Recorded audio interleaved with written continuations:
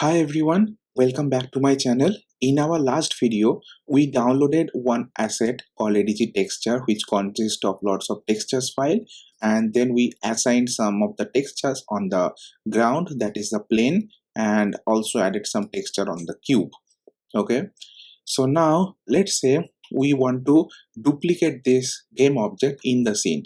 So for example, like let's say you are building an environment in your game which has lots of similar looking game objects like houses or like trees, which are basically kind of like similar, right? So you can create one particular tree or house and then you can duplicate it to make the scene look better. How to do that? So you just click on the game object that you want to duplicate and then right click on it, and there is the duplicate option. So you click on that and then you see there is another duplicated game object, but in the scene there is nothing. Why? Because this duplicated file is instantiated at the same location. If you click on that, you'll see the transformation, position, rotation, scale has not changed because this is just a duplicated file. So how to see it in the scene? You can just simply click on the duplicated file and then drag it a little bit further or wherever you want. Okay, and then you can see the duplicated file. You can definitely change the position like just by manipulating the options over here, and then you can see the duplicated file. If you want more duplicated file, yes, do the same thing, duplicate, and then let's say I want to put it like over here, and then you can see another duplicated file. Okay, so that's how you can duplicate the game object in the scene. Okay, is there any keyboard shortcut to duplicate? Absolutely yes. So let's say I click on this duplicated file, and then instead of right click and then go to duplicate, I just simply click on Command D for Mac and Control D for Windows. So if I press Command and D for damn, so now you can see there is another cube, and then you can just put it over here, and then you can see there is a duplicated game object of this game object. Okay, now we have seen how to duplicate a given game object in the scene. Now let's say I want to create a 3D game object called sphere, and let's say rename it by treasure, and then put the treasure to the center and make it a little bit smaller, like let's say 0 0.7, 0 0.7, 0 0.7.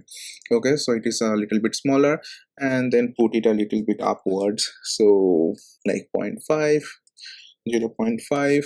Okay, so now what I want to do is, let's say I took this cube as a treasure chest. So let's say this cube, rename it as a treasure chest. So I create this treasure and the treasure chest. What I want to do is I want to put this treasure inside the treasure chest so that wherever I move the treasure chest, the treasure will also follow. Okay, so what I said, I want to put the treasure inside the treasure chest.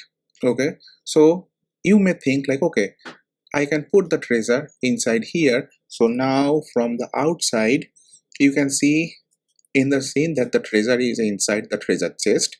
So you may think that, oh, we have put the treasure inside the treasure chest. But no, it may seem that the treasure is inside the treasure chest, but actually it is not. Why? So simply click the treasure chest and then just move it, and then you see the treasure still remains at the same place, even though the treasure chest moved, right?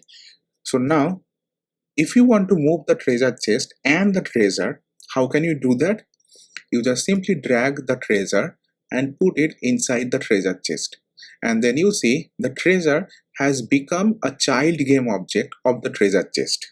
So the treasure chest is now a parent game object, the treasure is a child game object, and now if you click on treasure, you will see the sphere is also moving. So you can see the representation of the sphere inside the treasure chest, and then if you move the treasure chest, you see the treasure is also moving with it. For better understanding, let's make it outside, and then if I click on treasure chest, you see both of them are moving. That is the beauty of child game object. Okay, so XR Origin also have child game object. How can you notice that?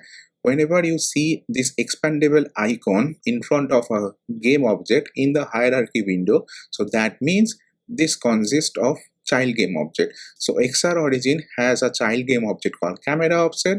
If you expand the camera offset, so camera offset has three child game objects called main camera, left controller, right controller. Okay. So inside the parent game object, you can freely move the child game object as you want, and then that specification will be preserved. So if you move it, you see the specification is preserved. So if you just want to change the shape of the sphere, let's say make it 0.4, yeah, whatever, 0.4, and then you see the shape has changed, and then maybe like, let's say rotate it by 10 degrees, like here, kind of like that. Okay, so you see it is changed. Now if you want to move the treasure, everything is preserved in the child game object. If you want to rotate the treasure, the child game object is also rotating along with the parent game object.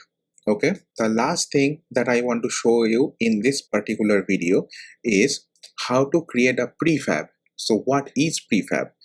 Okay, so you have created this child game object and duplicated game object. Now let's say you want to use this particular game object which has a child game object into a separate scene. Okay, so let's create a scene. So you go to scenes and right click on it, create, and then create scene, and then give a name. Okay, new scene is fine for me. So let's go over here and then definitely save the previous scene. Now you want to create the same sphere and cube and everything in that particular scene.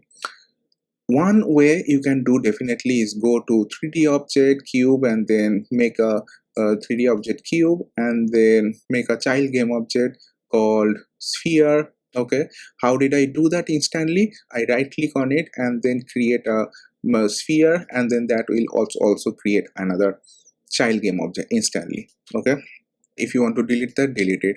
You can definitely do it in that way, but the problem, like you have to also assign all the texture onto the cube, on the sphere. You have to rotate the cube, you have to rotate the sphere, you have to assign the scales and all those stuff, right?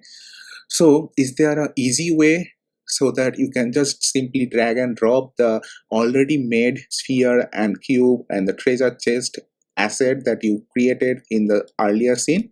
Absolutely yes. So let's delete it, go back to the sample scene. Yes, save the scene. I want to use this treasure chest with the treasure to the next scene, right? So go to asset, create a folder called Prefabs. Okay, so what is Prefabs? Prefab is prefabricated game objects. So you just simply click on this and hold it and drag and drop onto the prefabs folder, and then now you see you have created a asset of the treasure chest in your project. Okay, now if you go to new scene, you can just simply put the treasure chest and you will see the treasure chest is automatically showing up in the scene. Okay, and that's how it is easier for you to manipulate assets from one scene to another scene. Okay, how can you know which one is prefabricated game object? So if you go to the sample scene and if you see a blue color game object in the scene, you can understand that that is a prefabricated game object, or in short, prefabs. So whenever you download some asset, you can see that there are some folders called prefabs.